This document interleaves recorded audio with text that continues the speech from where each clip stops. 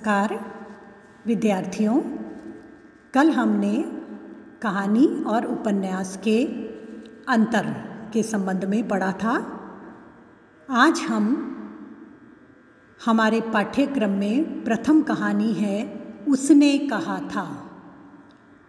चंद्रधर शर्मा गुलेरी जी की यह प्रसिद्ध कहानी उसने कहा था हिंदी साहित्य की सर्वश्रेष्ठ कहानियों में गिनी जाती है। आज हम लेखक का परिचय देंगे। उसने कहा था आधुनिक हिंदी गद्य को वैविध्यपूर्ण एवं गौरवमय बनाने में जिन लेखकों ने महत्वपूर्ण योगदान दिया है उनमें चंद्रधर शर्मा गुलेरी का नाम विशेष रूप से उल्लेखनीय है।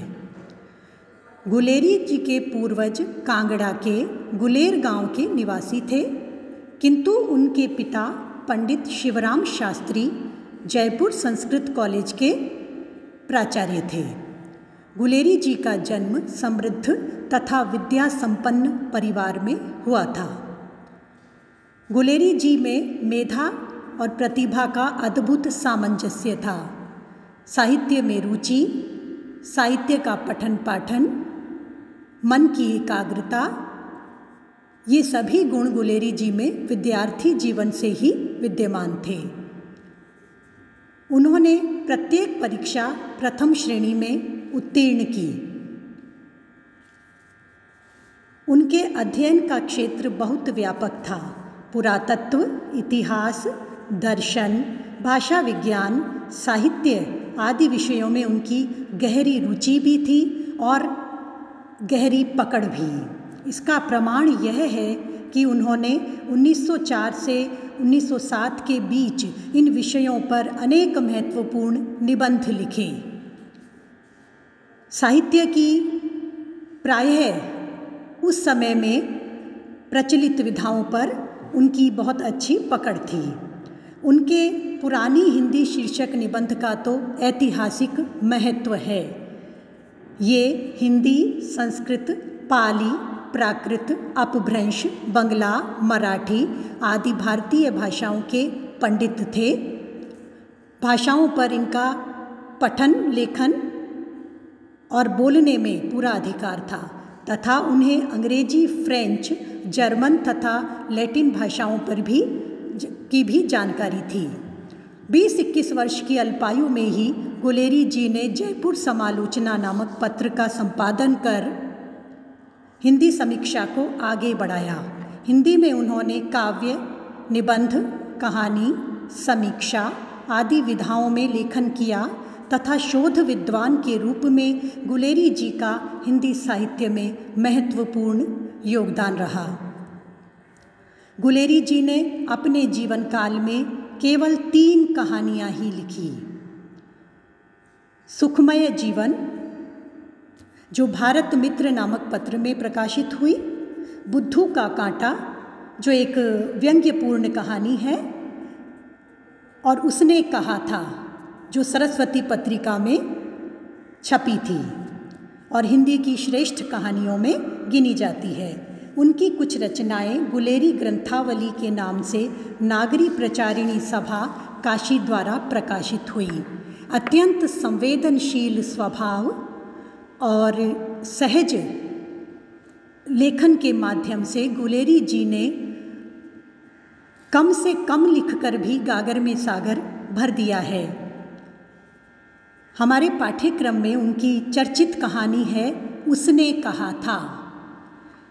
जैसा कि इस कहानी का शीर्षक ही मैं बोल रही हूँ तो अपने मन में एक जिज्ञासा उत्पन्न होती है, किसने कहा था, किसको कहा था, क्या कहा था, आखिर यह उसने कौन है। कहानी प्रारंभ से ही हमें जिज्ञासा में, कुतूहल में पढ़ने के लिए इच्छा उत्पन्न कर रही है। उसने कहा था शीर्षक कहानी गुलेरी जी की श्रेष्ठ कहानी है और उनकी कीर्ति का आधार स्तंभ भी। हिंदी कहानी के विकास में यह मील का पत्थर मानी जाती है, अर्थात इसकी गणना कहानी के विकास के एक विशेष आकर्षण को तय करती है, निर्धारित करती है। इस कहानी में लेखक ने लहना सिंह के चरित्र के माध्यम से निश्चल प्रेम, प्रणपालन, त्याग भावना, देश प्रेम तथा वीरता जैसे भावों को एक साथ अभिव्यक्ति प्रदान की है।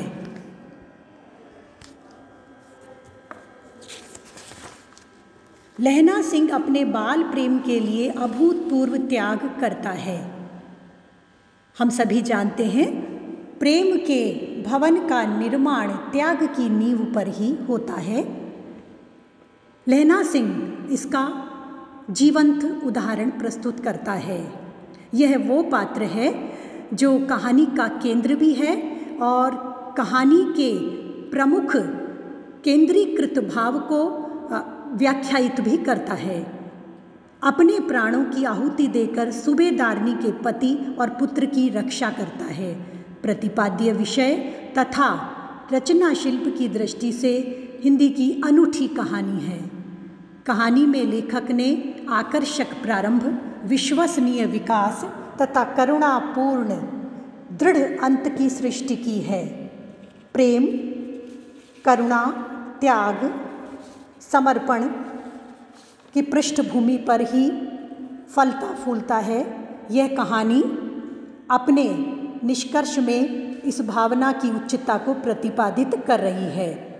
कथा सूत्रों को परस्पर जोड़ने तथा पात्रों की चरित्रगत विशेषताओं के उद्घाटन में समर्थ संवाद, अमृतसर से लेकर सुदूर फ्रांस की 77 राइफल्स युद्ध भूमि के वातावरण का सजीव अंकन, संवाद योजना की सुदृढ़ता और पात्र तथा स्थिति के अनुरूप भाषा प्रयोग इस कहानी में सहज ही पाए जाते हैं। पूर्वाभास शैली, फ्लैशबैक जिसे कहते हैं अंग्रेजी में, इसका सफल प्रयोग हिंदी में इस कहानी में हुआ है। व्यंग्य का पुट, छोटे छोटे वाक्य, परस्पर समझने में सहजता, सूक्ष्म चरित्र चित्रण, देशज, उर्दू तथा पंजाबी शब्दों के प्रयोग द्वारा वातावरण की सृष्टि, सरल, सहज और मुहावरेदार भाषा इस कहानी के विशेष गुण हैं।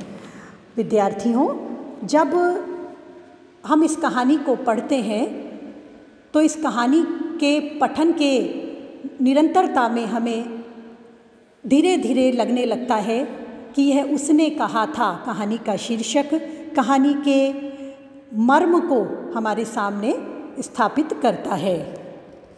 अगले क्रम में हम इस कहानी का सारांश आपको बताएंगे। धन्यवाद।